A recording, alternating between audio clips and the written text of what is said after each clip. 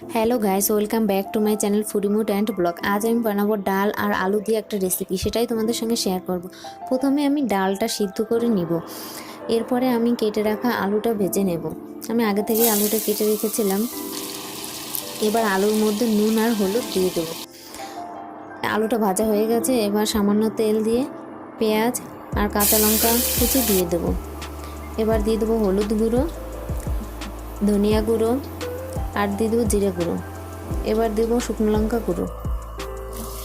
এবার ভেজে রাখা আলুটা দিয়ে দেবো, ডালটা দিয়ে দেবো। এবার দিয়ে দেবো পরিমাণ মতন জল। এবার স্বাদ মতন নুন দেব। আলু না গলা পর্যন্ত ঢেকে রাখবো। দেখুন, তৈরি হয়ে গেল আমাদের আলু ডালের রেসিপি।